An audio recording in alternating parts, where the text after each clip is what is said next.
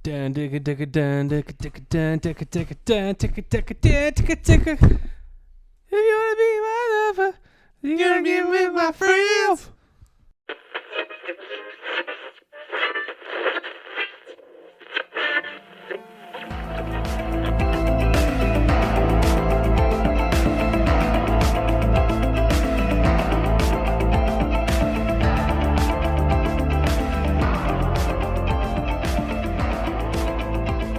Welcome to another episode of Tales from the Void podcast.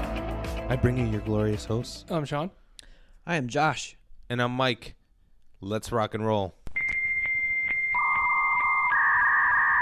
All right, fellas, so on this episode, we're looking to find the P.M.A. Josh, can you describe what a P.M.A. is? P.M.A. stands for Positive Mental Attitude. What in the hell? Sounds dumb. And that's not a P.M.A. It's a rule of life. Okay, tell me about it. Well, I think it's pretty self-explanatory. To me, it means that's just exactly that. It means don't let all the bad things, the negative things get to you, even if they are happening, which obviously they're going to. They're going to anyway. It just means keep that frame of mind. It means know that things will get better. They're going to be better. What can you take from this experience? What can you take from this failure? All of that. It just means no matter where you are, no matter where you stand in your life, try to keep that attitude always towards the positive. It's so hard to do. I mean, there's a lot of stuff we come up against on a daily basis, right? Yes, sir. I mean, never mind just your internal thoughts. How about the external battering that you get from maybe your workplace, maybe your family, maybe somebody in your life that you don't like? Well, and stuff like that. that's a damn good point. Keeping struggling with the internal as well. A lot of people would think of it as just the outside trying to make its way in, but fighting the stuff on the inside too it's a pretty strong battle. Wouldn't that make a victory, like a win, a positive thing, more meaningful then? Absolutely. Certainly. I mean, well, overcoming any challenge, I think, whether that be physical or mental, I think those victories, those are what push us forward. But also, it's hard, especially on the internal side, because you're not struggling against some external force that you can say to yourself, well, I can call in the flags, I can gather my armies. On the inside, you have to work that stuff out kind of by yourself in a way. It's hard, but it's good to have friends you can rely on and lean on and that kind of thing, but also remembering that in the end, it's you. So you bet on the dog who's going to win that fight. You can always look to others. You can always get help, but when you're especially dealing with something internally like that, usually the only thing that's going to fix you is you.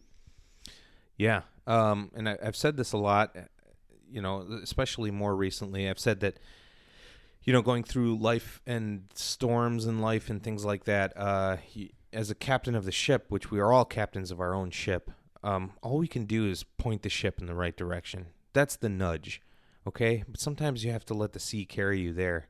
Fighting against it and doing all that stuff sometimes is not the correct course of action. So you have to determine. So there's all this other stuff. There's the balance of determining what the right thing to do is. Sometimes fighting is right. Sometimes going with the flow is right. I wrote to someone very recently, actually, comparing dealing with things in life to being a hostile river, and that sometimes you do need to fight against it, but you need to know when there's going to be another path and when to just release. Yeah, because those opportunities present themselves all the time. I feel like, I don't know, and just in daily life, I mean, just walking by something I do this all the time, and I used to tell Shaun, I'm like, return balance to the universe. I always used to say that. So I'll walk through a store and I'll see something on the floor and I'll pick it up and put it back on the shelf. If I take a cart out, I'm bringing the cart, I'm putting it in the corral. You and me both. Yeah. So I feel like if we return the balance to the universe in a way, we become balanced ourselves. And that's really the important part, is if you're a well-balanced, well-rounded individual, you're going to make the right decision when the time comes. I actually ended up folding an entire stack of pants at the store because I took a pair from the middle of the pile and folded them back up, and it didn't look right. So I took those out, folded that back up again, put it up there, and everything else was messed up. So I just pulled them all down and started folding them. And the lady who worked at Kohl's comes over and goes, "Is everything okay?" I'm like, "Yeah, I messed up the pile. I'm redoing this." She goes, "I get paid to do that, you know." It's like, "But you didn't make the mess. I did." Right. That's totally it's a wise thing. Accountability. It's a lot of what's missing, I think, from a lot of people's daily routine is you get into the flow of like regular life, like go to work, come home, that kind of thing. But you miss out on all the stuff in between, that holding yourself accountable, being the higher standard, being the better. So, I mean, that's on the internal side. The internal side's tough, like I said. I mean, I see people with crappy attitudes, which I immediately assume I attribute it to them as a person when I shouldn't. But I think we all do that. You see somebody in the service industry having a hard time, maybe not giving you the best service. Maybe they're dealing with 10 million things in the back of their mind, you know? Yeah. So, in one case, it's not right to pass the buck, I guess you would say, onto the customer or onto someone else. Right. But it's also hard to like just keep it inside and make sure that you're always happy and cheery when you have to be. And I'm okay with taking that on. Just using it as like your example, if you're dealing with somebody crappy in retail or, service industry or whatever, and it's obvious, there's something obvious just like, coming off of them. I don't mind taking that up as a challenge, and I'll try to be the one to give them a little bit of positivity and try to turn their attitude around a little bit, It's that thing where you try to tilt the scale the other way. Right. You could see it like so heavily weighing on one side. Maybe a smile is worth $1 million to somebody. Yeah. So, I mean, I read stories online all the time about people, just like being said hi to when they're walking down the street, or a smile, or holding the door open. There was a movie called The Bridge, and it's going to get a little dark real quick. It was a year study, not really a study, but a guy posted a camera at the base of the Golden Gate Bridge, aimed it up at the bridge, and it was there for a year, and it just watched people jump off the bridge. And there's a famous story about a guy who walked the entire span of the bridge, there and back, and he said he wouldn't have jumped had one person said hi to him or how is everything going. dang, yeah, because that's the other. You can't blame people, because in a certain aspect they're dealing with their own troubles. This person's dealing with their own troubles, etc. But to be conscious and aware in the moment, I think, is really important, because if you're conscious and aware in the moment, you're living in the now. You're going to recognize that person maybe needs something, because we all give off telltale signs. I mean, we all give it off. Whether or not what you do will affect a change, you're not responsible for that. You're just the first mover. You just nudged it. That's all you did. And that's good enough most of the time. But the person themselves are responsible for taking that opportunity. Now I can change my mindset. Now I can change my life. Now I can change things that are going on.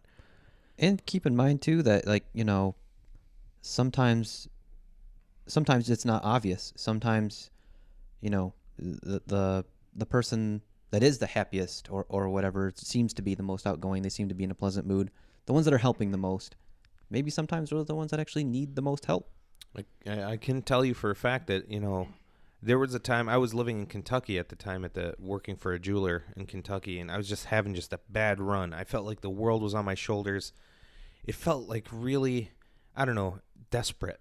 I don't want to say desperate because it didn't really reach the level that some people reach, but at the same time, for me, it was a low. And it's desperate is very, what's the word I'm looking for? It's very not selective, relative.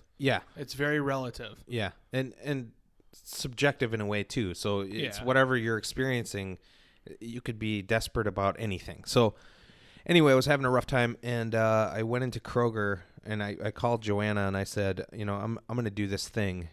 I'm going to try to get out of this funk. So I went into Kroger, which was right down the street from my house. I bought a dozen flowers, and I walked outside, and I stood there, and I waited, and I said, the first person who walks out this door is getting these flowers. Because if I can't affect a change in myself, I want to affect a change in somebody else. Right. The first lady who walked out, who I gave her the flowers to, her daughter died. And she's like, she thought this was a gift from her daughter to her, and she couldn't believe that she got these dozen yellow roses, which is what I picked up, which were her daughter's favorite.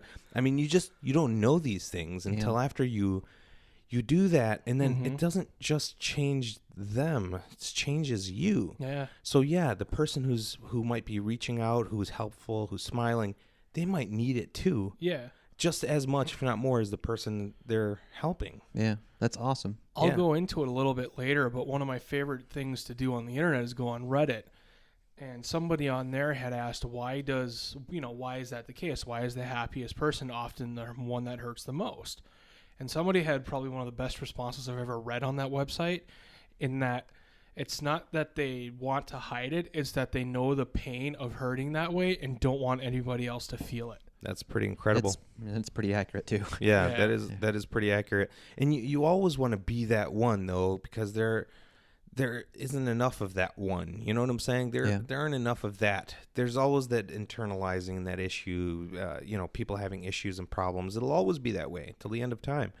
But to consciously say, I'm not going to let this thing take control of me or whatever, and then, change someone else. That's when you win. That's they win and you win. That's the incredible part about it. Absolutely. So aside from the internal stuff, there's also the external stuff, which I wanted to just read a quote from Ralph Waldo Emerson, if I could. Fire away with Mr. Ralph. Mr. Ralph. So he says, this is in his book, Self-Reliance. He says, these are the voices which we hear in solitude, but they grow faint and inaudible as we enter into the world. Society everywhere is in conspiracy against the manhood of every one of its members.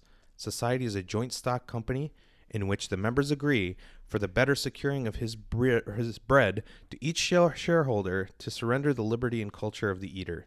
The virtue in most request is conformity. Self-reliance is its aversion.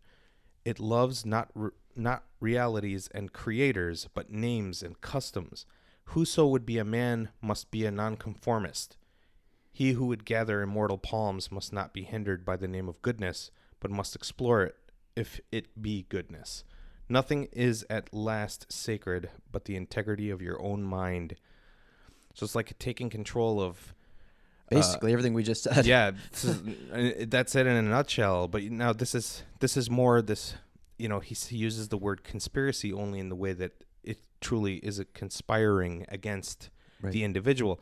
So we've heard it said a person is good, people are crazy. It's like each individual person might have their own quality, and people as a whole, as a pack, are kind of crazy. So some of the issues that we end up with, that we don't end up getting a positive mental attitude about, mostly comes from that hive mind that, like, oh, the economy is bad. What an abstract thing. What an arbitrary thing. What is the economy? It's just, so people live and die with the news. You know what I'm saying? I mean, I see people stressed out about things they have no control over, can't even imagine to control, markets and, the oil price is falling or whatever. You have no control over these things, but it takes them into those depths of darkness. And then the positive mental attitude, the P.M.A, is just a POS because they don't have it anymore. It's gone. The one thing that you can always control, no matter what, no matter where you're at in your life, I've said it repeatedly, and I'm sure you guys have heard it, read it, whatever, is who you are. You can control absolutely who you are, and that's the most important thing to me. Yeah, you can choose to fight again, or choose to go with the flow, or you can choose to choose to sit in that darkness, which is no good. I was gonna list off some of the things. And I'll preface it with, I do appreciate the big things that happen in life. Family, friends, all that other good junk. But for me, it's about the small things. One of my favorite things is actually a really perfect handshake. Just a nice connection, a solid grip, none of that John Schwab death grab or the John Schwab Vulcan death grip on the hand. Or like a limp wrister or nothing like that. Just a nice solid handshake. Hey man, he's letting you know he wants that hand shook. He wants to own you, is what that handshake's telling me. Damn. What it is what Schwab does is he squeezes your hand, and then your hand shakes after he lets go. So it's called a handshake. It's literally your hand kind of The quivering. after effect, Yeah. The tremors. What else? What other things are on your list? And peeling the plastic off of electronics. You like that? I love doing that shit. I don't. Oh my god. If I can kind of, and I don't. Hopefully, I'm not stepping on your, stealing any of your thunder here, but in a kind of sort of close comparison to that, I love new comic book and magazine smell. Yes. New book smells so good. Yeah. Old books smell inversely is amazing. Yes. When we helped Michelle move last year, remember she had those really old books. She had ones that were like 104 years old. Yes. Oh, they smelled so good. It's very specific. Yeah. Well, I remember this because she lost her shit when I picked it up because I was going to put it in a box with other books. And she was like, no, those are really old books. Let me take those. Yeah, I in was her like, defense, I wouldn't trust you with anything that was 100 years old. I wouldn't trust myself with something that's under a year We old. just got something Roger that. yesterday, Yeah. and you suplexed that bastard right into the table. right into the table. Damn. We'll go on to that later, too. What else you got? Yeah. Let's talk about the small things. Perfect. That's what she said moments. I don't know, man. Those are all for Shaun. I'm running aground These- on that. That's These what are she all said. these are all personal for me's. Yeah. Hey, man. He likes it. for me. Yeah. My number one, getting a hair wash at the salon. Getting a hair wash at the salon. That's pretty Yep. rare for me. I hardly ever do that. I will specifically go to salons because of the stylists have the nails and they're shampooing your head. Oh. Just that itchy feeling on your head. It's a great feeling. It's like I know I'm going to be clean after this. You know, It's not even about cleanliness, man. it's about He just wants Wow. somebody to rub his I head. just want those nails in my scalp. a That's wise all I'm asking a for. wise man once told us pain is pleasure. Then I have yoga pants. Sean know just what? pitches a fastball right down the center. No judgments, friend. No Nope. judgments. If that's your list, hey, go for it. Shut Yeah. your face. You like yoga pants too. Oh, well, I had the best store. I'd give you 5 stars right Yeah. now on your list of 5. I give you 1 star each. That's or 5 stars on yoga pants and like no stars on You the know what, rest man? of They're them. your stars to divvy out. So do what you wish. They're your stars. That's a positive mental attitude. I like all that. right. yeah. Thanks, Shaun. I got some small things. I took some notes of some of the little pleasures, things that I love it. Instead of saying Josh loves little pleasures. instead of saying I hate it when, these are the things that I say I absolutely love it when. Yes. Okay. I love it when the wind smells like rain. I love it when a song takes me back to a perfect moment. I love it when a friend tells you exactly what you need to hear. I love it when you have a million reasons of why it won't work, but you do it anyway. I love it when coffee tastes just right. I love the feeling of being able to help someone in a way where they have no way of being able to repay you. I love sharing ideas and inspiring others. I love being inspired by others. I love that every day is a second chance. I love it when she smiles back. So Josh, you just kind of tuned it all up, didn't you? Yeah. I don't know what that means.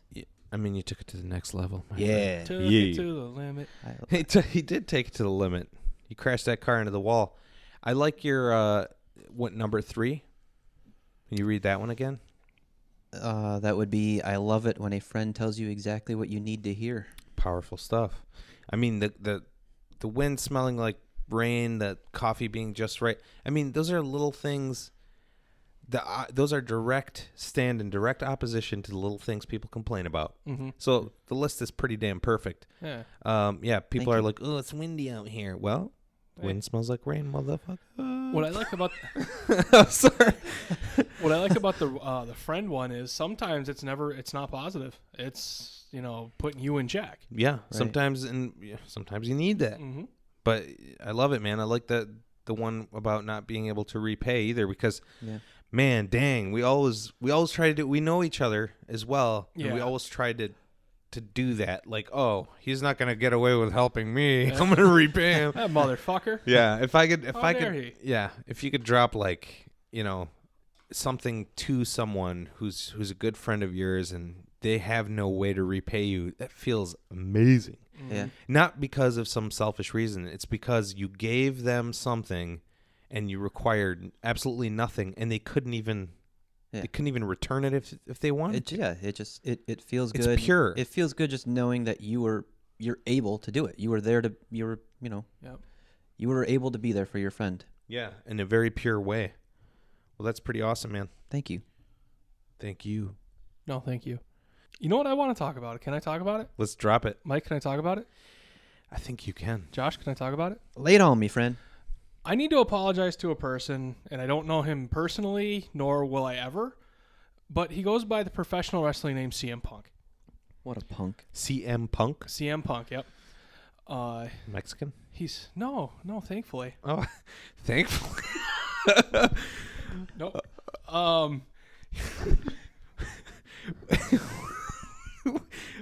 Wow. Thankfully? What? Really? So Shaun remembers the Alamo. All right. So what do you got to say sorry to CM Punk for? When he just left abruptly. He did the Royal Rumble. I believe he did Raw the night after, and then he was gone. So there were speculations that he quit because of his money issues, that he needed more money, that he wasn't feeling well, that his schedule was screwed up, and he was injured all the time. Nobody knew because he didn't say anything, the WWE didn't say anything, and there was nothing from his friends or anything being said about what happened. Over Thanksgiving, he just blows up the wrestling world and goes on his friend's podcast to explain his side of the story. Going into it, I took it as this guy's going to tell us his side of the story. It's probably going to favor him a little bit, which it did, but we're going to find out why. You heard the stories. I mean, there was times where he would be injured with like an elbow injury. He would have surgery. The next day, Vince McMahon would call and be like, "Hey, partner, how you feeling? We need you in 2 weeks," when this guy's rehab schedule was 6. So he was going back before he was even supposed to. I guess what really did it was he had this lump on his back, and he kept telling the doctors, this lump is getting more painful. What is this? They're like, "Oh, don't worry about it. Have a Z-Pack." What the hell's a Z-Pack? I'll have to look it up later. Okay. I'm assuming it's some sort of Some like pain management thing. Pain management antibiotic deal. They basically give him gummy bears. Yeah. Yeah, here, have a Z-Pack. Get out of here. So he leaves. His then girlfriend, now wife at the time, goes, "Go see my doctor in Tampa." He goes and sees the doctor. The doctor's like, "That's a full-blown staph infection." Dang, what? In his back? This guy was wrestling with a staph infection for, I think, like 3 months. Holy smokes. Wow. So what this podcast became more about was not him complaining and whining. It was that he was just genuinely unhappy with what he was doing. He said there was a moment where he took a clothesline or a spear from a member of the Shield, and he was laying and looking up at the lights, and he goes, "I don't like this anymore." Wow. And that was the moment he knew that it went from being something he always wanted to do to something he just has to do. And he knew he was worth more than what they were giving him, how they were treating him, his spot in the spotlight. Because you got to figure, a guy that could draw the money he could was getting buried by, and these are big names, so it shouldn't be that big of a deal, but I see where he's coming from. The Undertaker, Triple H, and Brock Lesnar. These guys don't come back on a weekly basis. So CM Punk loses to him, he's got no way to redeem himself the next week. Oh, because they're headliners. Yeah, they're headliners. Undertaker wrestles 1 day a year, and then he's gone. Well, this is the thing, too. I mean, I recognize those names, CM Punk, only because you've mentioned him before. Mm-hmm. And it just seems like an odd name. But anyway, that's neither here nor there. But he was one of the very few that actually was able to take his name from independent circuits into the WWE, because they usually change their names. So they get the property rights and stuff for merchandise. But he was such a big draw in the independent circuit, they let him keep his name in the big leagues, if you will. And what this actually led me into talking about this was what people think they're worth, not only as a person and their personalities and their self, what they feel they're worth, but monetarily as well. It had to. I don't know. I guess it's kind of tough.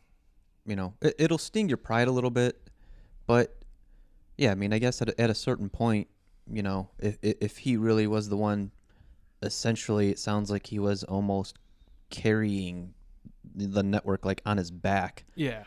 And They're just kind of like, oh, well, suck it up, get back out there. Well, the shitty part of it too is he was the longest reigning champ in over like 2 or 3 decades. He had the title 400 and some odd days straight, but he was never the main event guy, which he should have been. He was always like mid-card match,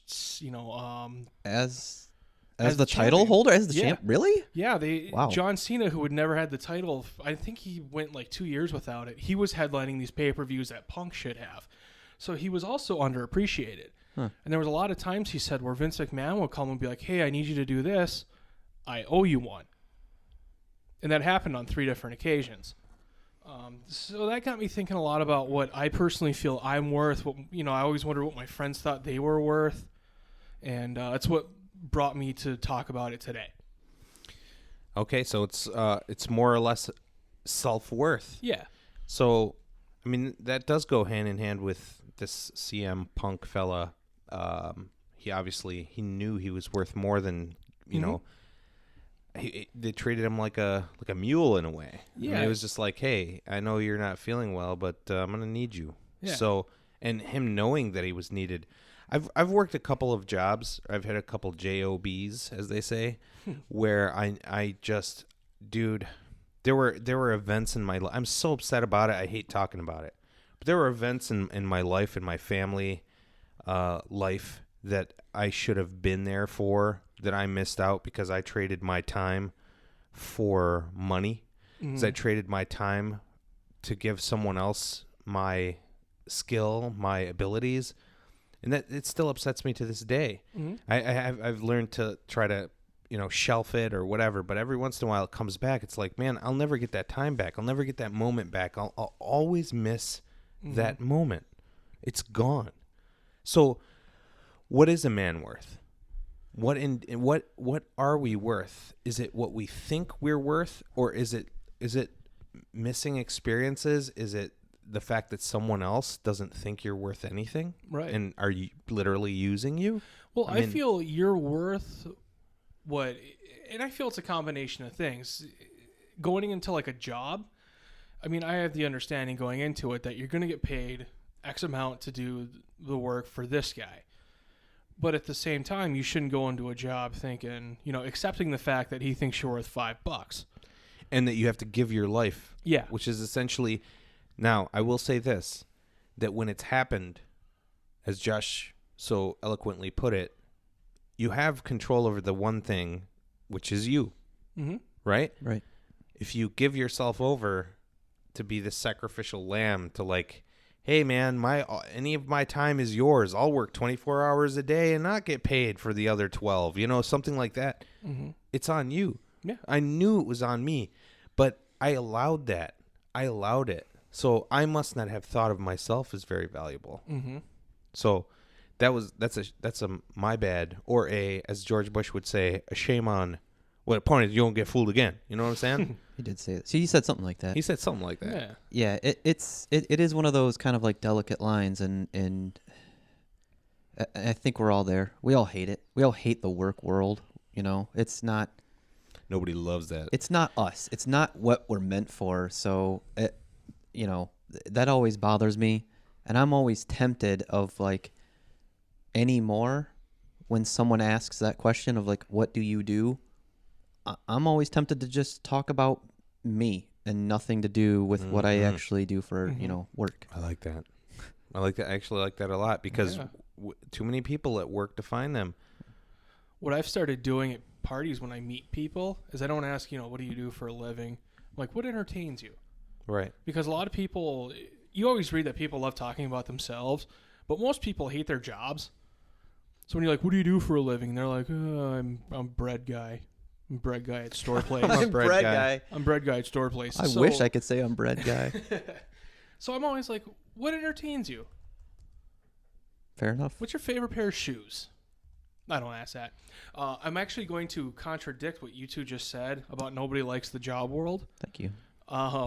2007 to 2009, I worked as a car detailer with my brother.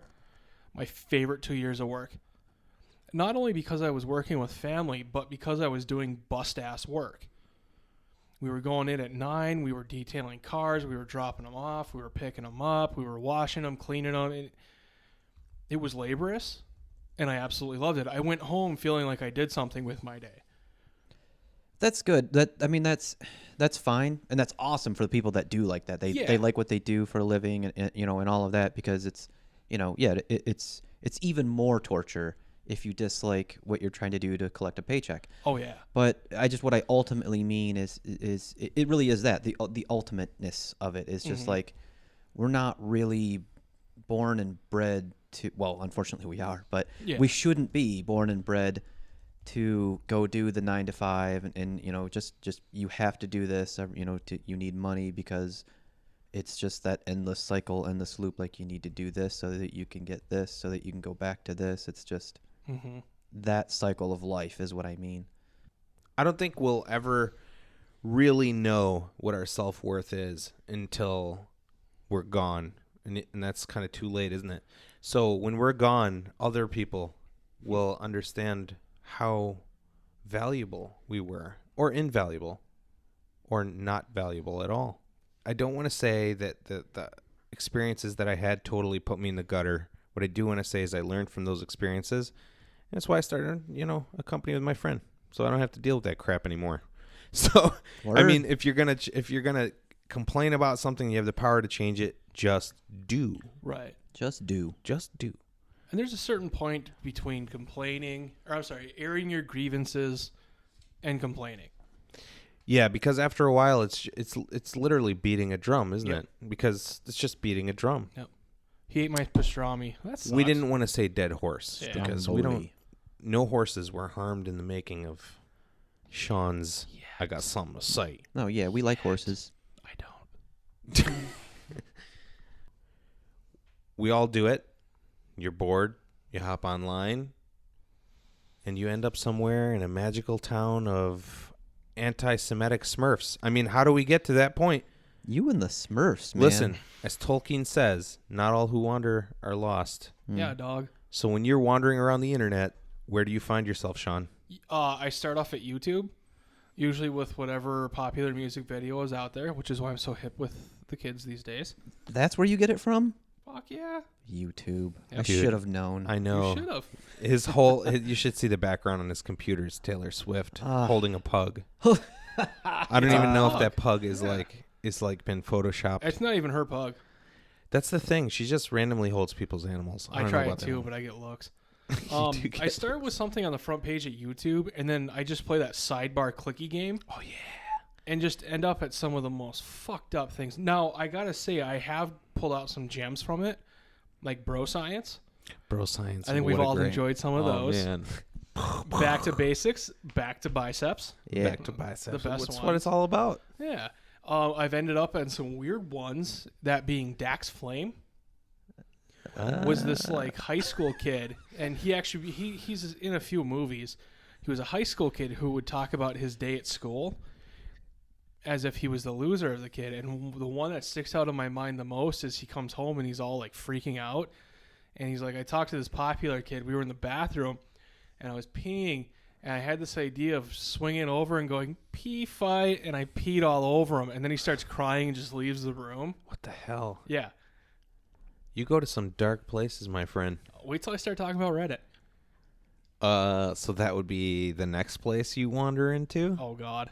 It's like walking into a room, everyone's talking about their own subjects, and you just butt into conversations. Yep. That's what Reddit is. This is really what I assumed everything was. I thought you were going to have like one answer. You're like, Reddit. I get anything and everything from Reddit. Do you have like 8 user accounts so you can set yourself up for epic jokes? Just I am not liking. Dan, all right. You like comment one thing, you go into all of your other accounts and like your shit. Yeah. You not that upvote guy. yourself 8 times. I don't do that. That's upvote. rude. Sorry. I see people on Reddit who like think the thing looks like a total setup. I think I brought it up to you at one point. Mm-hmm. I was like, man, wouldn't it be clever if you set up your own account and you had 2 accounts and you set yourself up for an epic joke and people were dropping you gold on Reddit? Mm-hmm. It happens all the time. There was It's gotta happen all the time. There was a user who was widely known. He was a scientist. He was well respected in the community, as respected as somebody on the internet can get. and he ended up losing his account in like 40 years worth of Reddit gold because he made like 7 other accounts. He would downvote everything that wasn't in his favor and upvote all of his stuff. The fucked up thing is, from my understanding, he just went in and admitted to this. Nobody was calling him out. Nobody was saying, I don't think this is right. He was just like, you know what? I'm doing this. I'm out. And this is where I definitely differ, like, with all of this. And I know we all do it. We all love Reddit. We all get lost in Reddit. There's amazing things there all the time, but I don't do any of that stuff. I am there to like browse, to read, to learn. You know, a lot of that stuff. I don't really care about the commenting and upvoting and gold. I don't even know what the gold is for. I don't know what the gold is for either. I really don't. I don't even think it's actually gold. Is it not gold? You don't. Do you get like an 1 ounce American Eagle in the mail? You don't. An eagle. Yeah, That would be amazing. They're American Eagles and they're 1 ounce coins. Yeah. They're the only benefit I can see from having Reddit Gold, that's better than having the Reddit Enhancement Suite, is they have their own private subreddit, kind of like a private flight jet lounge. What the hell is those called? Yeah, we'll go with lounge. First class? I don't know. No. Private lounges. Private lounge is like an airport or something. It's kind of like that, and I'm really curious as to what they're talking about. Oh. So there is such a thing as a private lounge on the internet? Yeah. Wow. Yeah. Huh. Also known as Facebook messaging. It's okay. Because everyone dropped off the face of the earth on Facebook messaging. They're watching me. Yeah, they've been watching you. Right. So They all watch Oh, you. look, we can make phone calls. Wait, they have access to our microphones? Let's take a minute and think about this, guys. Yeah. Sean, where else do you go, buddy? I'm pretty sure that's it. No, that's all I I got. don't believe you. All right. YouTube and Reddit are pretty You much don't it. have, well, you told us about some of your goofy stuff, but, Yeah. I mean, I could talk about some of the dark shit I found on Reddit. well, let's maybe take this in another direction. Josh, what do you Josh, what do you got, buddy? So where do you start? So do you come in like Josh? I'm talking to Josh here. Yeah. Do you Yeah. Sean, I don't want to look at right now No. because he's all kinds of red. He's making me feel dark. Well, so do you start off wanting to like look at something specific and you take a walk, or you just wander? I don't. I usually have like a set course. I will wander, but I usually have kind of a pretty set course. I almost always, for me, I kind of start off with like all of my round up all of my news sources and fun websites and all those things that I like. God, you love those apps, dude. Feedly, man. I'm gonna tear you apart. Feedly. I have 8 apps in my phone under the folder Josh. I'm pretty sure I'm over 90. Prove it. Don't make me prove that. Prove it. But Feedly, man. Well, those Feedly, man. He's pitching a site right now. He's pitching an app. Well, it's an RSS reader. So, hey, man. It is cool. I can access our podcast through this thing. So, yeah, anything and everything that you like a website or whatever, it just you just kind of bundle it all up into this one little nice package. So, You got about 9 of those nice packages. Well, thanks. Yeah. Well, Look at him. He's like, I don't know if I intended that the way it came out, but Don't be talking about my packages. my package. So that's kind of where I start. That's anything and everything from just straight up news to fun stuff like space and science and art, video games, tech, like all that stuff is just all there for me. What's the craziest thing you found? I found The Verge through Feedly. I had no idea what The Verge is a Verge cool was. site. Yeah, The Verge is an amazing site. So I stumbled across that through Feedly. The Colossal. I don't know if you've ever been on that, but No, I've never even heard of that. An awesome. If you like art stuff and even kind of sort of like, do it yourself, make this stuff yourself kind of stuff. It's also that, but also with some amazing art stuff too. That's another really cool one. Believe it or not, I'm actually pretty huge on Twitter. It's kind of similar to Reddit for me. No, I don't really use it for that purpose. Like I don't really tweet all that much, but I follow a lot, and you can even kind of find a lot more stuff, all because of the retweets. You follow some random people, random companies, man. You see other stuff that like they're like retweeting from people that like they follow, and you can just kind of keep going down that endless road, almost like Reddit. Well, that's the other thing. I mean, the internet's so vast. It's all over the place. Yeah. You can go from something you're super interested in into something that would scare your mom. So You can. yeah, so that's the bonus, I guess you would say. to having an open and free internet? Because, I mean, nobody's going to stop you. I mean, you could Google pugs and be lost in Google Images for 12 pages, you know? And then who knows where that'll take you. Yeah, I'm not super concerned anymore with like that, being one of the first to read this and find out this and all the, the fastest to get the information anymore. It's like, I just want to I want to learn some shit. I want to find some cool shit. That's mostly what it's about for me. I agree. You did tell me about Feedly, and I think that these little things that I pick up from you sometimes, and of course I've spoken to Shaun about Reddit a great deal.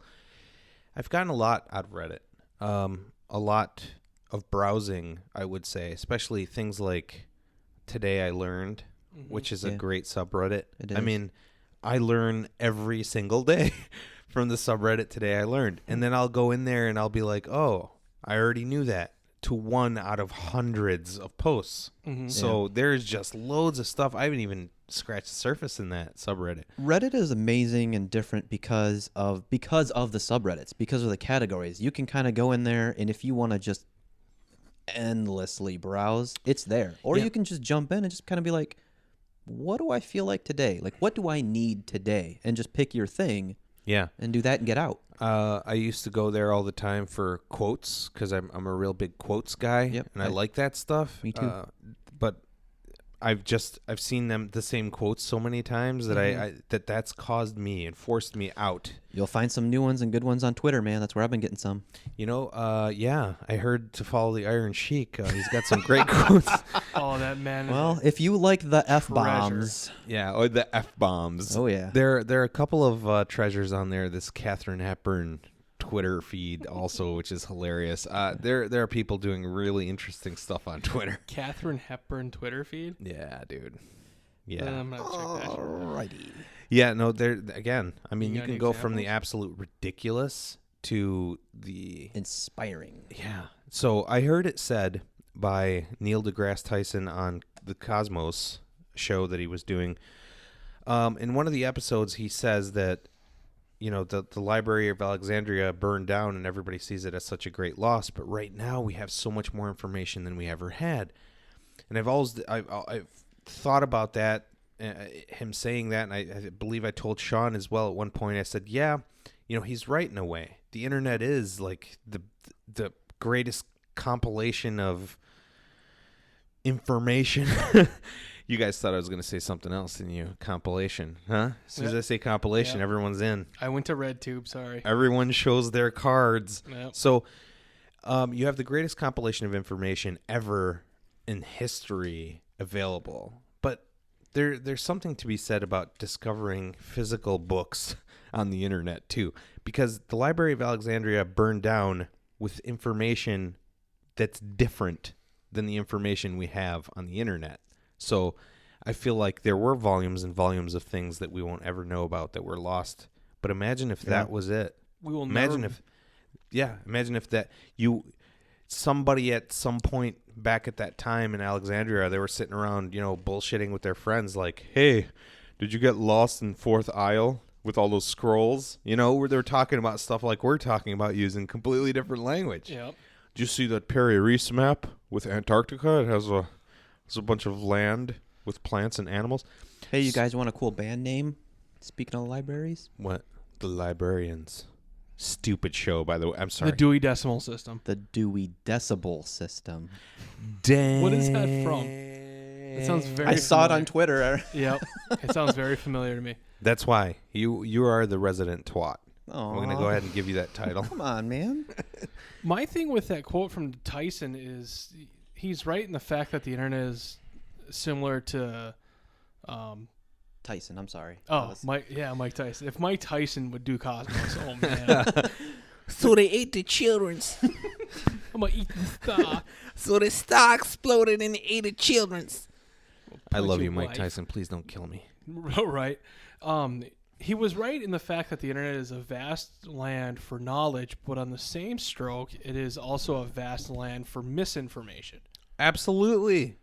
Absolutely correct. I feel like the Library of Alexandria would have been more accurate, only because Could have been. that's where it is. This, they have to vouch for this thing. We'll never know. Right. We're still breathing the particles of motes of dust that burn that library down. I'm really hoping the library was nothing more than an old collection of Mad magazines. Just like ancient cracked magazines. Would be hilarious. I have a question for you guys. Actually, we were just talking about this the other day, but it was really cool to talk about, so I wanted to bring it up.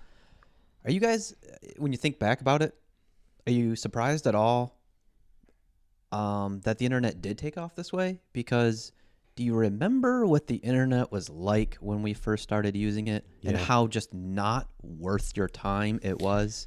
Yes, but I think we had visionaries at that time, like Al Gore. I'm kidding. We had visionaries at that time who knew, here's this thing where we can share all this information together, and it started off like just essentially that, sharing information. It was actually people were using it, at least when I was in school and in college, they were using the internet as a way to cheat on tests and stuff. I kind of sorry to cut you off, but I kind of brought that up to Shaun. I was like, you kind of feel like maybe like email and like the instant messaging and chatting really kind of saved the internet in its early stages. Communication was the thing that was the internet then, right? Because all you had was this DOS, basically this DOS or Linux based background framework that was like as basic as you can get. I mean, they even show it to you. We'll show you a snippet in the Matrix. It's just a black screen with writing on it. There were command prompts. That framework, though, set up everything we have right now. That ability to communicate in an instant is absolutely mind-blowing. People couldn't do that. Before that, the quickest you could get something was next day, Or if you didn't drop it off yourself immediately, you had a one-day layover for the post office or whatever, which, there are unforeseen consequences to that, too. So unforeseen consequences to the environment, I would say, because, okay, you have this big rush for these communicating devices called cellular telephones and computers, and every time somebody runs out to buy the newest and latest and greatest, they're not realizing that the oldest and not so newest still contains rare earth elements that once they've been mined, they're gone. So there will come a time when we reach an apex where we've mined everything out from that particular thing just to keep this thing thriving without any consciousness to what's going on with old electronic parts and things like that, because there's gold, platinum, lithium, there's all kinds of stuff in the motherboard that you just, once it's gone, we don't have anymore. Right. So we will reach that apex. So the internet, exploding as it is, makes us want the latest and greatest electronic thing, because then I can communicate even faster. Like, how annoying is your phone when you get a text and you swipe it open and it takes a second and then you see the text message? Like, I love that you just pointed to your phone and you got a text message. I do that a lot. I can do that with lightning too. Ooh. Yeah. Palpatine. No, I can't. I can't do that at all. Darn. But it's, I'll put it on the internet, then it's got to be true. Right. Abe Lincoln said that. Abe Lincoln knew about it. But my whole thought process was the boom and explosion of having this communication, these communication devices. Let's just soak it up all we can, because there will come a time where we just don't have enough to make any more new stuff, which is kind of a bummer. Very soon, the Apple iCore 17000 will be the last computer.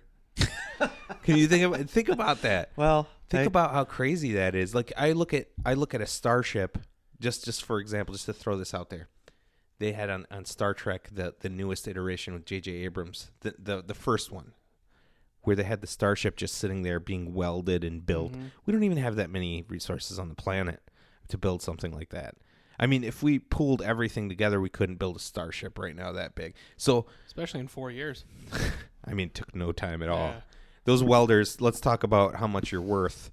I hope they got a really good union deal out of that thing. Let's talk to those stormtroopers. But so I know this is leading into paths unknown, but this is part of the reason why space exploration is so important. Can we mine asteroids? Can we mine comets? Can we bring stuff back from other planets? Can we go to other places and get things and keep this thing running that we're so dependent on right now? Hopefully. So yes, it's sweet. Yeah. But it has unforeseen I just wanted to talk about Spawn.com, really. Yeah. Spawn.com. Jesus Christ. Yeah, well, you can. Okay, you can. For now. Yeah, for now. I So wanted listen, to- enjoy your kitty pictures while you can. Not kitty as in kids. Yeah, Yeah, I meant cats. Yep. In 8th grade, we got a computer and the internet finally, and I was so excited. My friends had the internet, and I got to play around for a little bit, and I was like, I finally got the internet. I'm going to spend like a year on this thing. 10 minutes later, I was like, I'm fucking bored.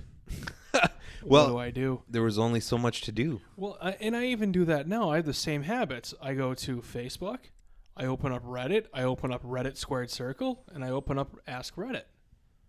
What's square?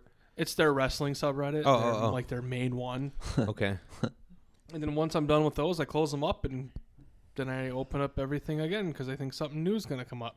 And usually it never does. How often? I mean, I think there's actually a thing, like a psychological thing. I mean, Yeah. I do it. Everybody I know does it. You open it in a frantic way, even though nothing's. God forbid you shouldn't answer that text immediately that says, "Hey, should I color my hair red?" I don't. What are you doing with your hand there? I almost made. Oh, I'm sorry. I was just kind of. Just Yeah. kind of Just like flailing your wrist I'm around. stretching it out there a little bit. Yeah. Oh, okay. Kind of. Yeah. No, I was gonna say actually. You've been on the internet a lot. It's kind of funny. Actually, no. It's kind of funny that, like, even kind of going back to the day of like that, like speaking to your impatience Yeah. and growing with technology and all that. Even just like back in the day, someone would just leave you like a message on an answering machine, and they were patient enough to wait a day, They had to maybe wait a whole 2 day. days. They Maybe you were they on don't know vacation. what you're doing. Right. You could be out and about. Now it's like, dude, this was 7 minutes ago. Dude, I Where remember. is yeah, he? yeah. And I also remember like having to use a payphone, and like what a pain in the ass that whole process was. And it's Really like, oh, do I was. have? Where the hell? I don't have dimes. How don't I have a dime in my pocket? Are they gonna accept a collect call? Yeah, that's the other thing. Like you tried to squeeze in your thing in the message. Were you guys big on instant messaging? AOL, MSN? I was for a brief period. Just a brief period. I was Yeah. not that. the ever so chat popular rooms. ICQ. ICQ. Yeah, it was the That first all- program that combined all of the chat programs into one. Yes, you could have anything It that was you the had. Feedly of chats. Yeah. Yeah. I remember I'd be talking to a friend That's or creepy. my girlfriend, and I'd say something, and then like I was big on MSN Messenger, so the little chess piece would pop up, and it would say Elizabeth is typing, and then it would just sit there, Oh, and it would just sit there, and I'd be like, "Are you gonna say something? I got a point to make." yeah. I was actually talking to a friend of mine from high school about this, and he told me a story about a girl he was talking to, and he fell asleep while she was responding, and he left his hands on the keyboard, and he woke up, and there was like 17 messages from her asking him just to say what he wanted to say. So he said he just hit enter, and there was nothing but H's Oh my because gosh. he had fallen asleep with his hands on the keyboard. So she read the message as Oh man, he had like the greatest sigh ever, the longest sigh. That'd be a great band name. That'd be a great movie. But the longest sigh.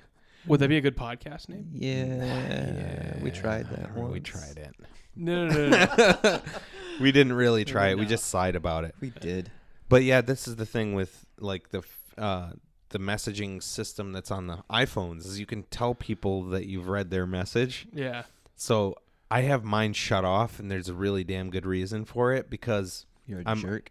no, I will see the message, I'll read it, and I'll be like, I have to like. You don't have to worry about that, Mike. I already know. I have to I'm think like, about this. I before know as soon as respond. I send him a message, he's already read it, and I'm waiting. I've read it At times, 24 hours. at times for- more. for a response, so. There was a message you sent me that I didn't respond to for 4 days. Yeah. But see, this is the thing. It's not a personal thing or anything like that. It's literally I look at the message and I respond to it up in my head, and then I don't type it out. Yep. There have been like man, our friend Chris. I've written him messages and I never pushed send. Like someone talked to me and I was like, oh, I locked my phone, and I just never pushed send. And it was like, hey, I need to know something right now. Didn't find out for 24 hours or 2 days or whatever. I remember a few times I asked you about something for DGC, And you'd be like, oh, I took care of that like 2 days ago. I just forgot to hit send. I forgot to hit send. Yeah. I do it on emails. I've done it on Facebook messaging. I've done it in a status or whatever, trying to respond to somebody and just completely walk away from it. It's like something came up. I do it to people. I hope to God you've done it to people. One of my favorite things you do, and I know you're not doing this intentionally. Son of a bitch, don't call me out. Is when Josh and I will be sitting at Starbucks together, and I'll ask you a question. You jerk. He'll ask you a question about like one of them I recently remember was about the podcast topic. Okay. And you said nothing, but you responded to my message. I was like, maybe he didn't see yours and he just got back to mine. And then I asked another question, and you got back to me. You left him hanging.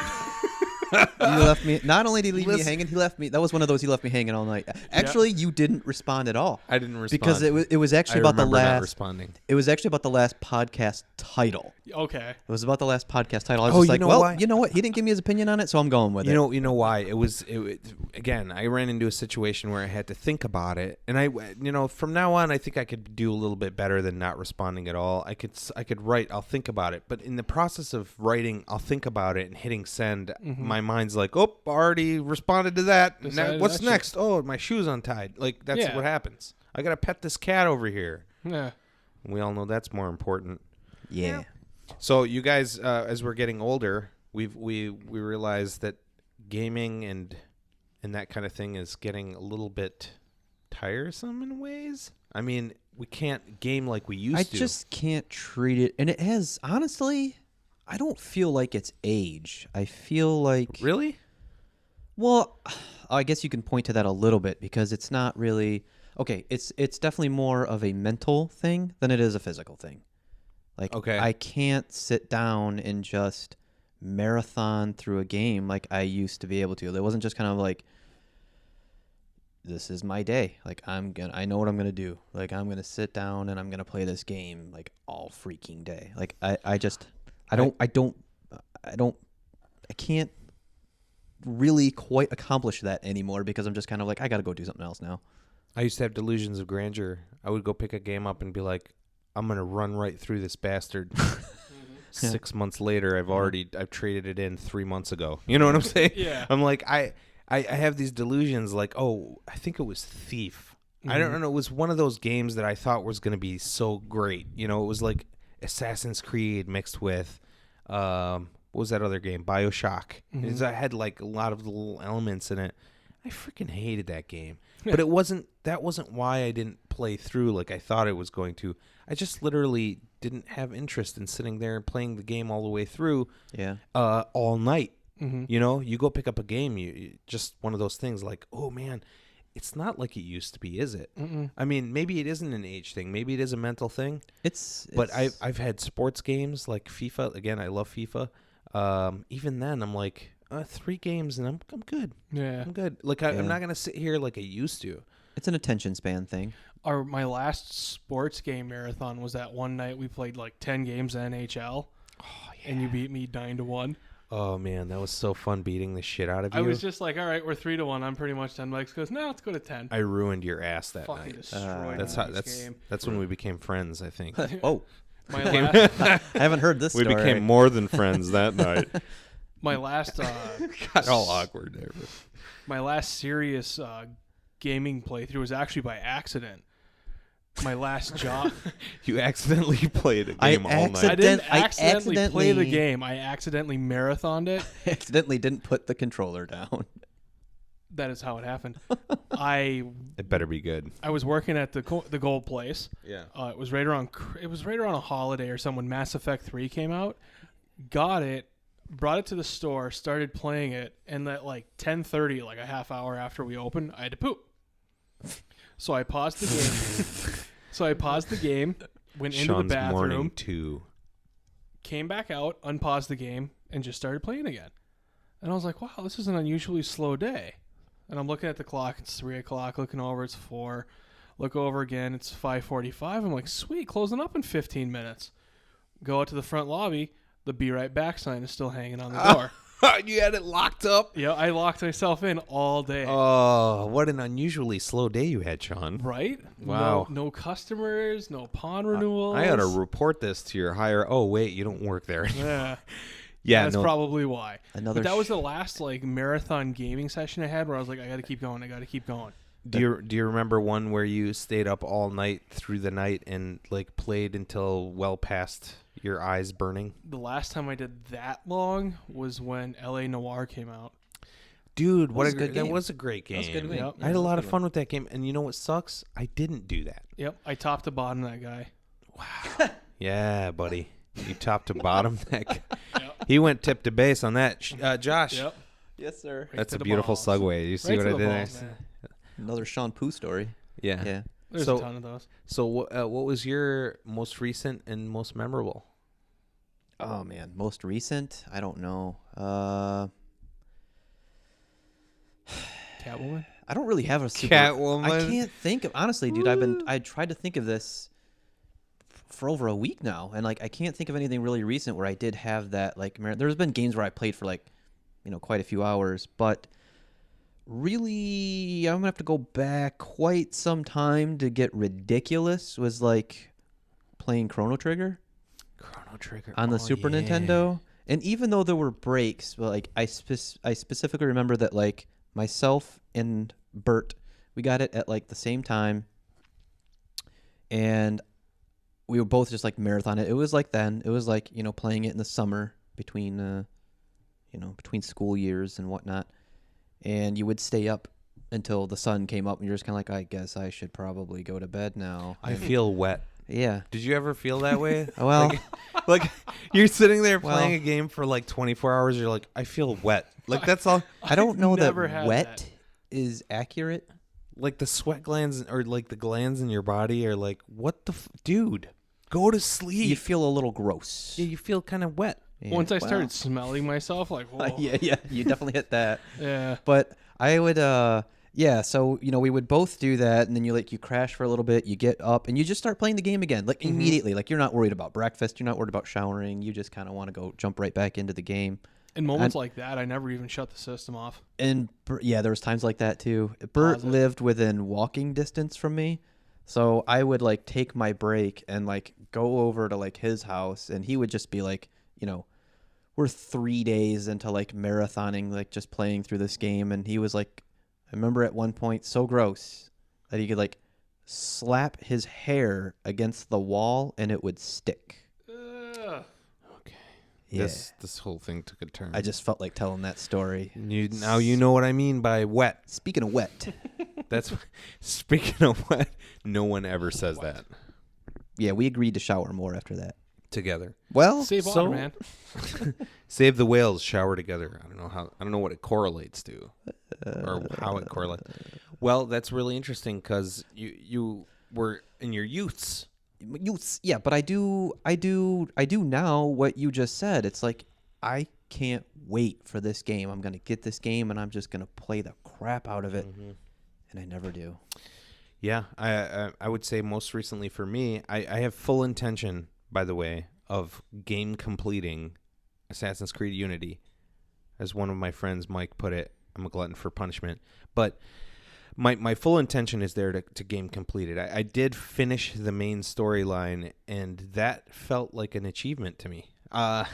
It was work to finish that game. A lot of games feel that way now. Mm-hmm. Last of Us felt like, man, there was just I got this so much to work through, and then I actually that's a game I played twice I don't know that feeling. through. You And know what I'm going saying? to play it again soon, so that we can talk about it. Wow, listen, if you guys want to slap each other with hot mops, let me leave the room first. But I'm gonna say this: I don't know what that means. He's got a thing for hot mops. Mario recently. Party Yep. kept me up till 5 a.m. Yeah. I would stay up all night for Mario Party, baby. That was the shit. Mm-hmm. Oh man, The marathons. we LAN have. parties, dude. LAN party. LAN parties. How about- Bringing your TVs over to friends' houses. How about and doing Halo? That shit? Yeah, How we about had- Halo on a 19-inch TV screen on the original Dude, Xbox, exactly. jacked into the internet Exactly. routers. Yep. Shit looks like you're in like an H.R. Geiger friggin' drawing with all the wires hanging down. You look like you're part of Aliens.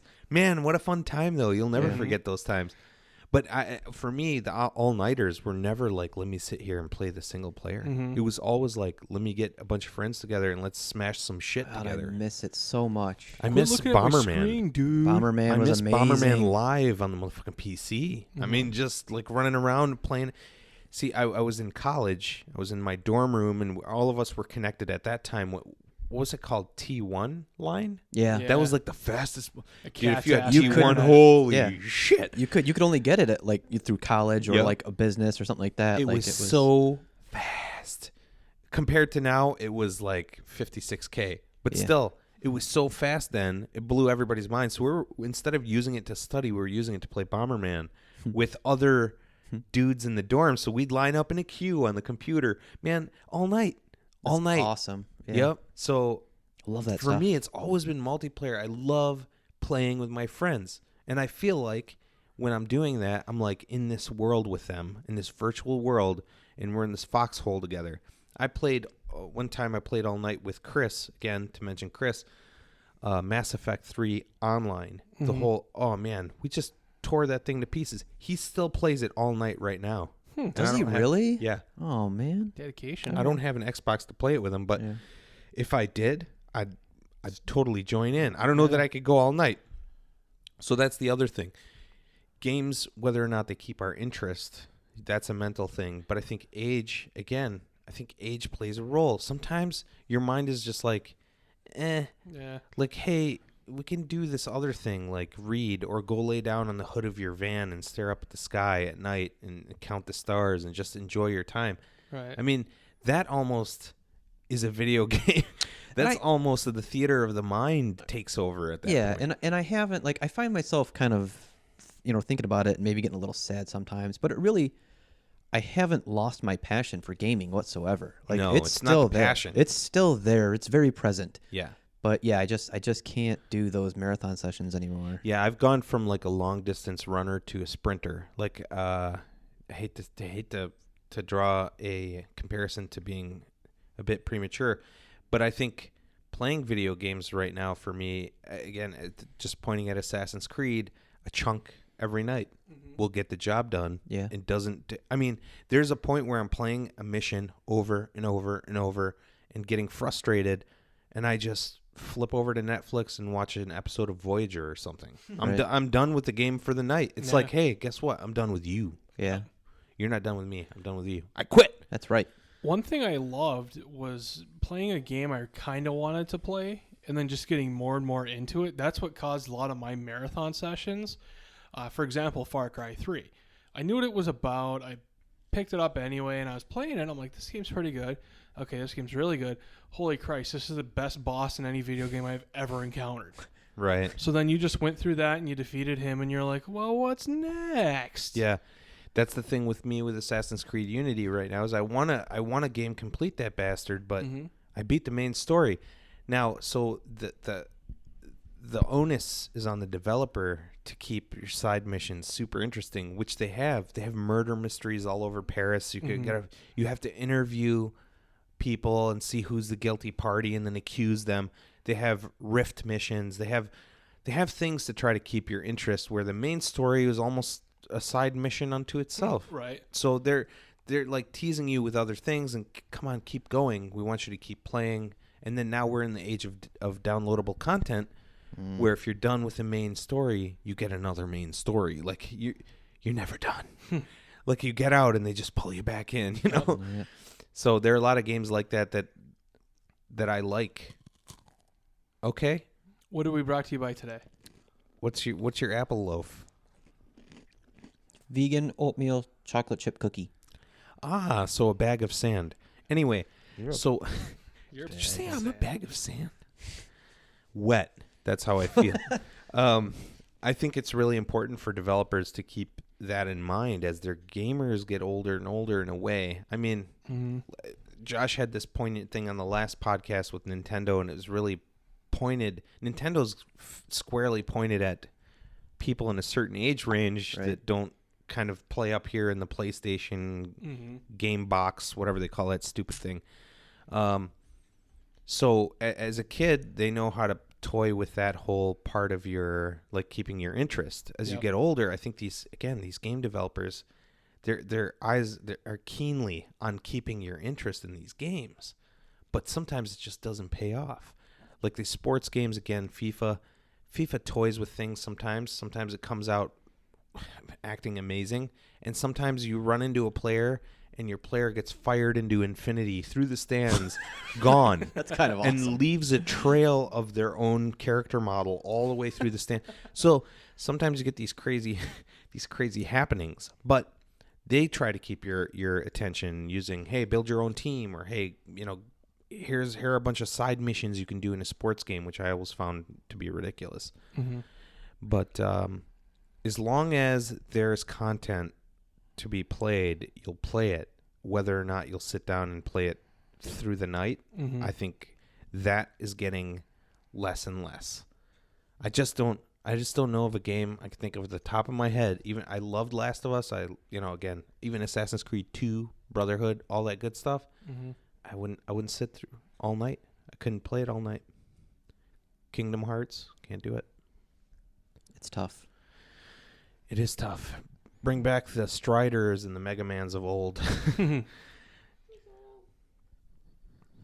So maybe you guys want to do something or go somewhere, but something's stopping you. What's kind of like what's a little dream of yours? Do you dream a little dream, Josh? I dream dreams all the time.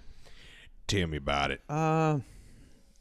Yeah, I mean, I would definitely, being inspired by people in my life, I would love to start my own business.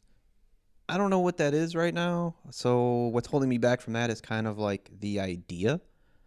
But I feel like that'll get there. I definitely think that it's absolutely possible, and I'm not letting go of that dream.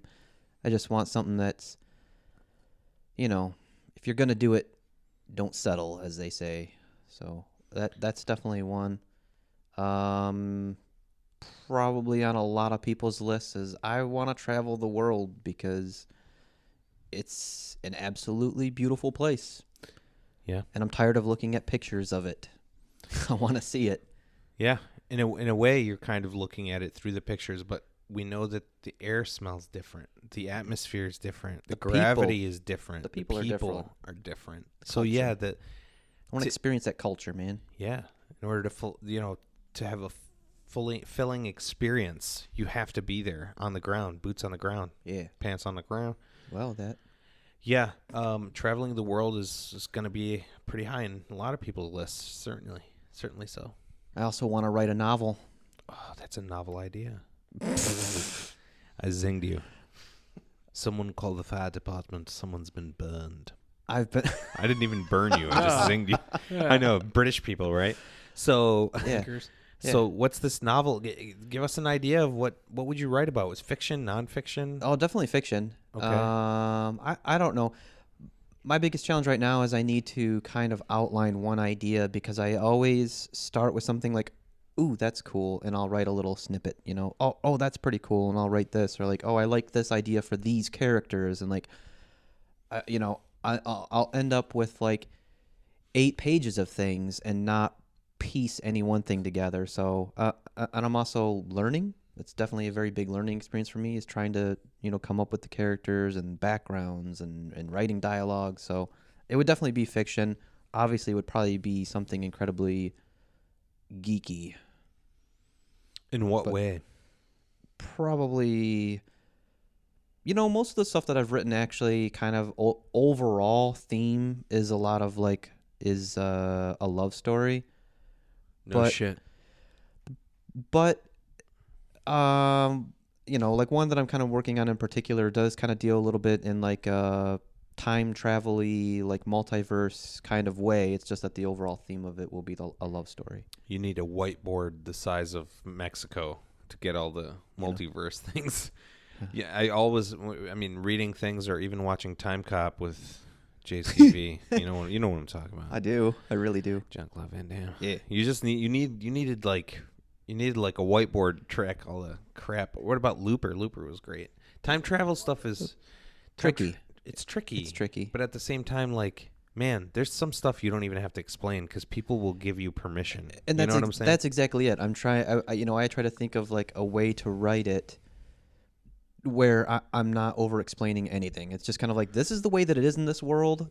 Just accept that, and this is where the story's going to go. Yeah. You know.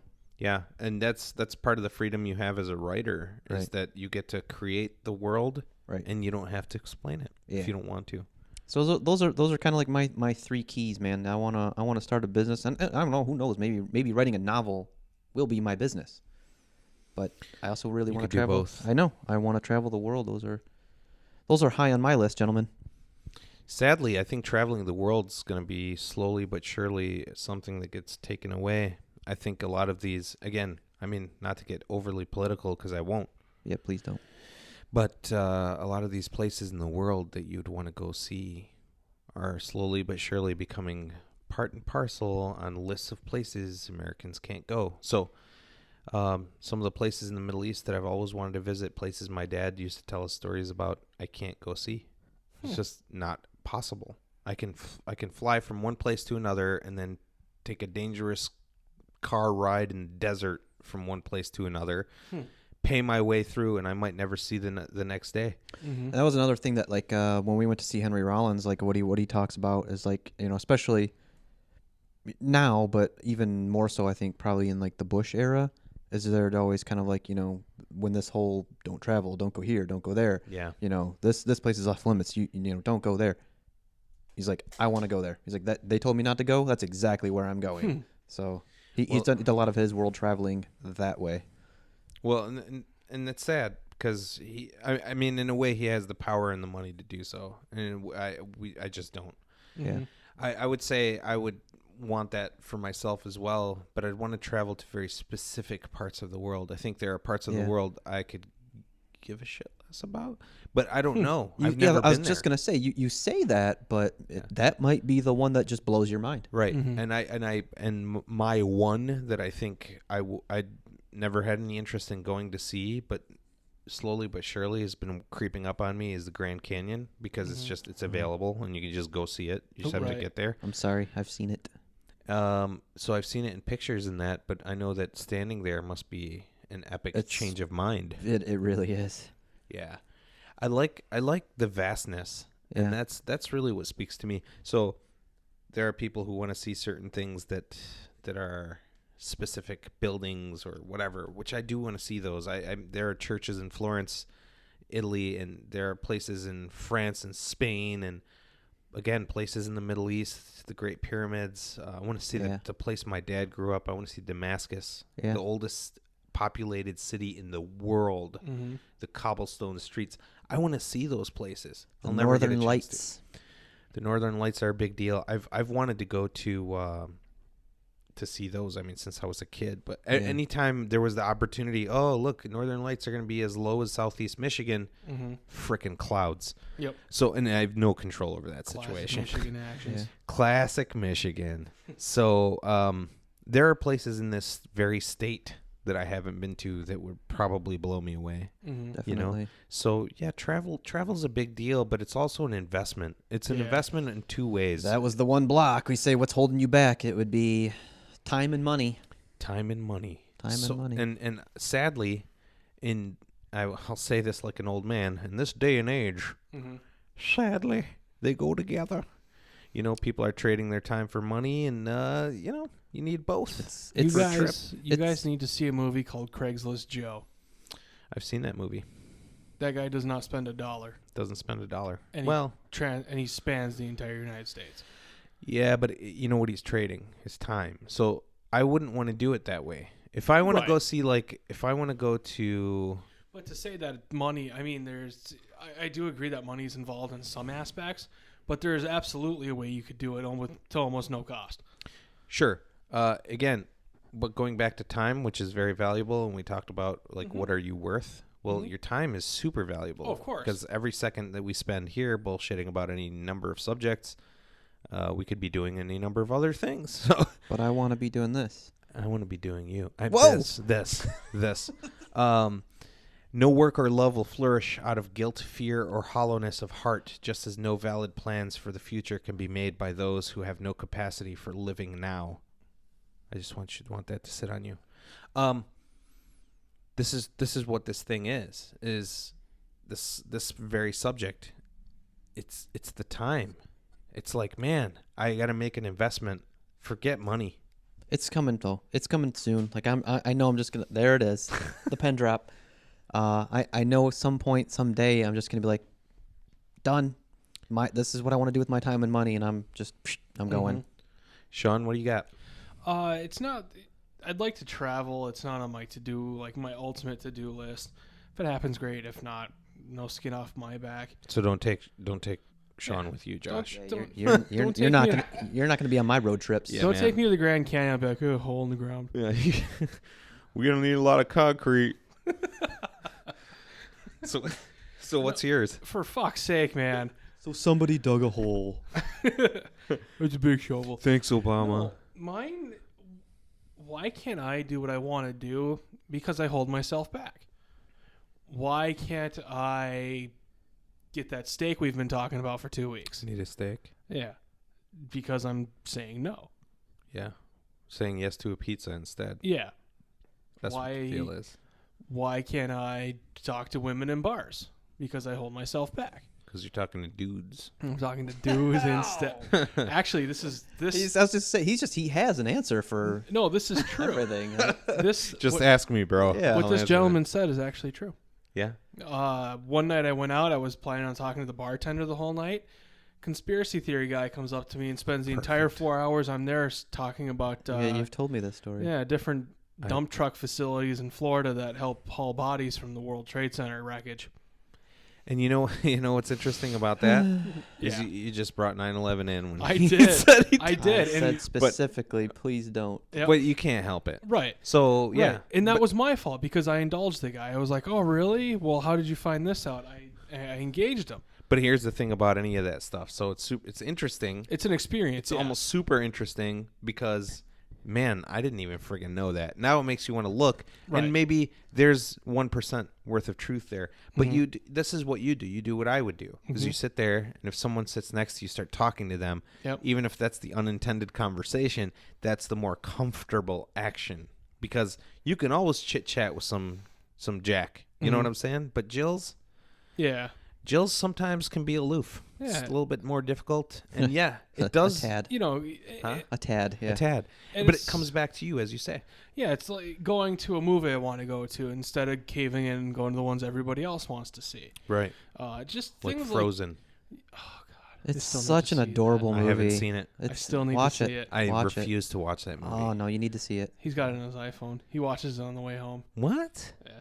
Wow, Josh. He drives with his erection. I do have the soundtrack. We can jam to the He's just- soundtrack. I do it. I heard someone screaming Elsa when Yeah. they're with their I window down. no. Is that you? Yeah. Not my. I cried at my sleep. I You're like- had to give my niece a ride to school one morning, and she asked if we could listen to Frozen on the way to school, and I said I don't have Frozen. I don't have Frozen. So she kind of broke my heart that we couldn't listen to Frozen.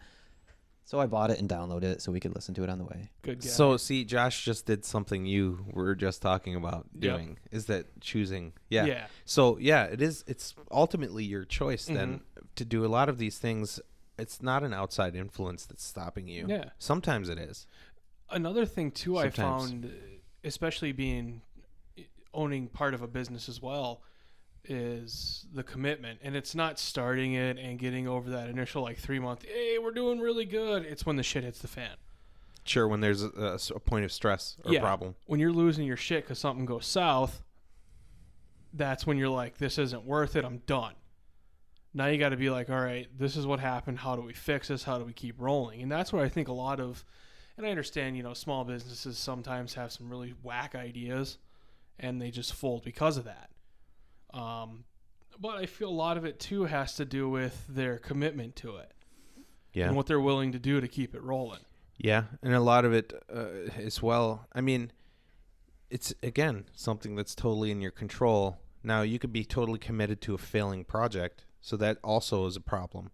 So as long as you're tip of the spear, heading off any kind of issues that come your way, being mentally strong is it's really a helpful thing when you have your own business. Is that you're gonna get attacked from all sides, because guess what? It's no different from bigger people. You always hear people complaining about, CVS coupons are stupid. I don't know. I've never heard that, but I'm saying that happens a lot. People complain about bigger, so they're going to do it to you too. Mental fortitude is a big deal. Yeah, Shaun, I was going to say, you need to go back and listen to our first topic and take some notes. P.M.A, my friend. P.M.A. Dang. Don't tell me what to do. Well, he's I try not describing. to. I think he's Bullshit. describing something that's key to us all. So, it's not just for business. It's also personal projects, things that you're working on, Yeah. your novel, etc., your apple loaf. I mean, when you're working on certain things and you get jabbed at, you know what I'm saying? You're like, dang, I didn't expect that. How I respond to this defines me as a person. Now, Yep. so I better respond like strong and be, Yeah. and be the stand-up guy. So, and usually that's how it turns out. And we did talk about nudging the ship. We talked about it in the first topic as well, not having control over certain situations. So mental fortitude, again, it's just something you have to have. But if you aren't the one stopping yourself, if it is an outside force, I mean, for me, it's like I want to go to space. Okay, that sounds ridiculous in a way, because what the hell would I do there? I want the space that I picture in my mind, which it's not possible. I don't live at the right time. Right. So I experience those things through media, like through other media. I think we talked about it on a previous podcast as well. One of the coolest gaming moments, I said, was becoming a captain of a starship, because it'll never happen in real life. And I think I have to live through that moment, because I can't. The physical impossibilities, everything else that piles on to that, it's just the opportunity also doesn't exist. We can go up there, Spaceship 2, and kind of like hover over the Earth and be in orbit, but then you got to come back down. Yeah. There's no like, I'm off to visit Jupiter and check out your Titan. Expedition on the outskirts. Yeah, we don't have expeditions like that. So for me, it's like the only limitation is the fact that we're not advanced enough to get there, and I don't know if we'll ever be advanced enough to get there. In a way, I think. Well, maybe before your time is up, you'll be able to experience in some way, some other way, some other form that maybe we're not thinking of right now. Well, we kind of are. Maybe not in full capacity, but. So I always try to think and tell myself and ground myself, but at the same time set myself free by saying, hey, we are on a spaceship going through space, and I am witnessing spatial events. Right. I can see them constantly. I see them all the time, and if I can't see them where I am, I can watch them online. Yep. Which then brings in the whole internet thing, that's where I often get lost on the internet. So, I don't know.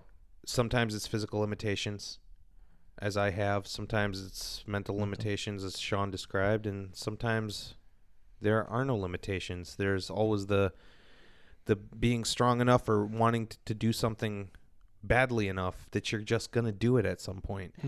And Shaun mentioned the whole business thing. I mean, I never imagined, not for a second, being where we are right now, in business, but also I realized we came through a lot of crap too.